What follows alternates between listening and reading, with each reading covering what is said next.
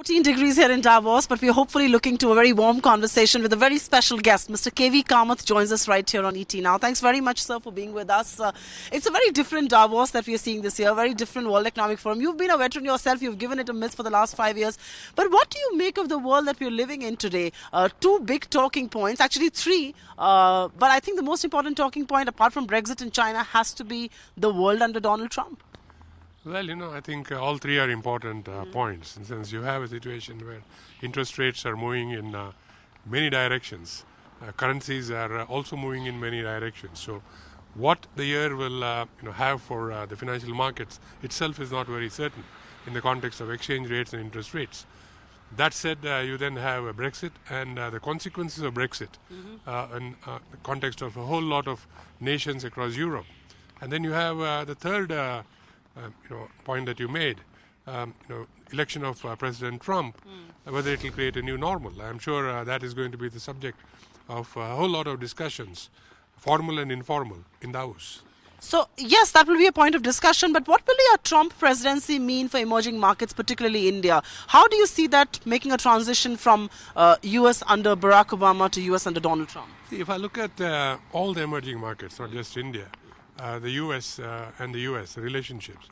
See, as long as we are not part of the equation that President Trump is bothered about, that is an equation where there are countries which are heavily exporting into US and where there's a feeling that the jobs have been unfairly taken out, I think those countries should be all right.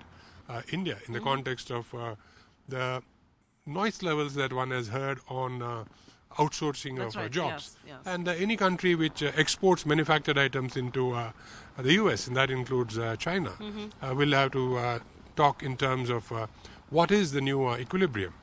The end of the day, I think equilibrium will be found because it is impossible to displace either outsourced activities or manufactured imports at one go. So as the world struggles to find a new normal, the other talking point that a lot of people who are stakeholders in the India story is what we have seen back home in the last 2 months, which is demonetisation. If I were to ask you, and you're somebody who understands what has been done and the implications of this, how do you read demonetisation? It was warranted because it is going to have its positive impact over the long term.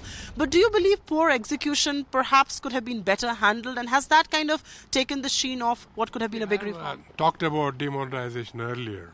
And clearly it was warranted. So we will not go into that. That's from my point of view. The question of execution, I think when there is a matter of surprise, I think execution becomes a challenge. And when you're looking at almost 80-85% of money supply being sucked out and then put back in, I think you certainly have a challenge.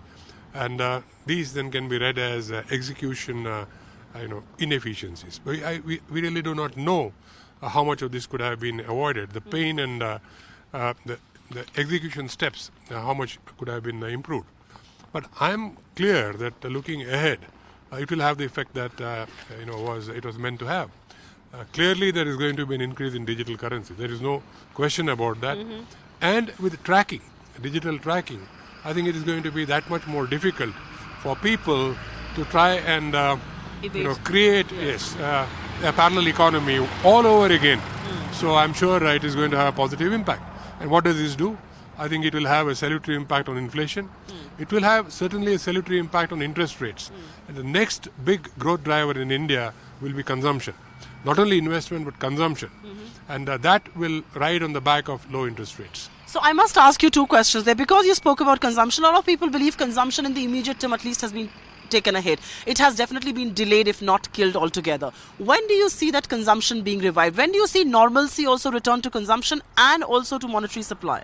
I would think that the answer is, in my context, the answer is when people realize that, for example, property prices, that they are at a level where they feel comfortable, and interest rates or a home loan is where it should be, and that I would think people would be looking for about a 1% drop from where interest rates were for consumer items, that is durable items or home finance, and at that point you will see them coming back into the market. How far are we away from that? I guess India is probably 3 months away from that. So the drop that we see in India probably is going to be short-lived. So you're saying 3 months away from that 1 percentage point cut in interest rates? Yeah, my assessment is half has already happened. Another half, probably within the next 3 months, that should happen. IMF yesterday did cut the global growth forecast, including that of India, from 7.6 to 6.6%, an entire 1% on back of demonetisation.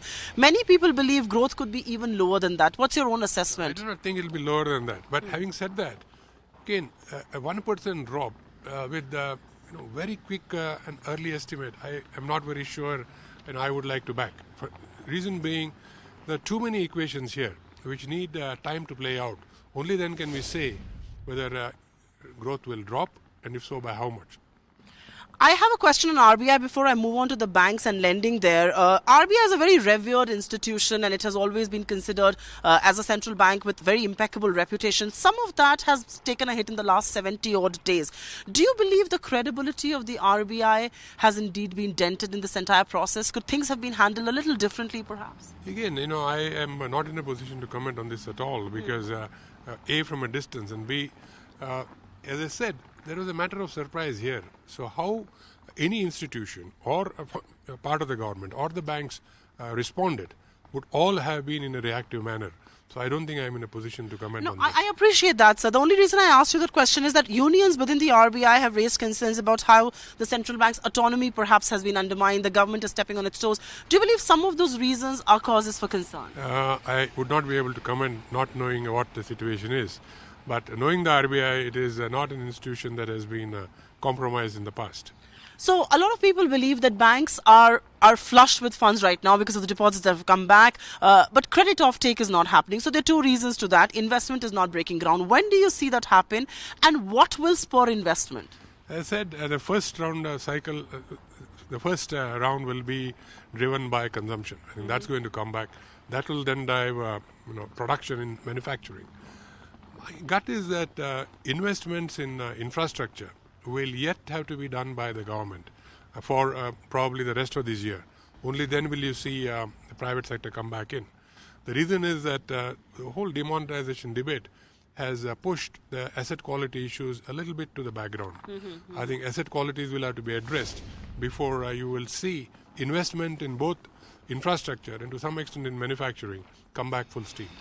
A budget is right around the corner, and it's coming on the back of and then the drop of demonetization. What do you think should be the levers of growth and levers of spurring investment in the union budget itself? Well, I'm sure the government has thought through this, but as I see clearly, there are only two ways that you could grow. One is creating demand for consumer items for home building, and there is a whole lot of it to be done as we go through a 2 trillion economy to, let's say, the next step, 3 trillion or step beyond 4 trillion. And on the back of that, again, a whole lot of infrastructure investment has to happen. So my gut is that in the physical sectors, the growth has to be in infrastructure and manufacturing. Right. So whatever I'm sure the government does, they will have this in back of their mind. So in the last budget, the government, while maintaining fiscal prudence, did give a lot of push to investment, to growth, and which is why government spending was boosted to a great extent. What would you expect this budget to do? Because the RBI governor has already warned against excessive borrowing by the government. But do you believe the government should stick to fiscal prudence, or is it time to throw the weight behind growth and spending? My own assessment is the government will stick to fiscal prudence because I think it's a reputation issue, and the government clearly will not take steps which will which will create a challenge on that front. Does the government really have to grow, to borrow to grow? I don't know. Let us wait and see what is the outcome of demonetization, as to what will be the tax collection from those deposits that have been made. How much of those deposits are not backed up? It's too early to call, but my own assessment is that we may be in for a pleasant surprise. In for a pleasant surprise, but I can't let you go without asking you the question on US Fed. And a lot of people believe that the monetary policy around the world is returning to what was perhaps its normal with the US Fed hiking rates. A, how much rate hike do you expect from the US Fed, and what is going to be the implication on markets like ourselves? You see, again, I think the equilibrium has not been found. I was just yesterday discussing with a banker whom I respect a lot, and they have a house view that interest rates will come down from where they are in the US already. So that move... and what is the reason for that? That's the reason. The reason is that they run up too fast. And as the new equilibrium comes into, is visible, then interest rates will correct. I don't know. So you have challenging situations where currencies are moving in different directions. All European currencies are weak. Find us on Facebook at facebook.com/ETNow and don't forget to click the like button. You can also follow us on Twitter at ETNowLive. To stay updated with all our programming, hit the subscribe button on our YouTube channel by logging on to youtube.com/user/ETNow.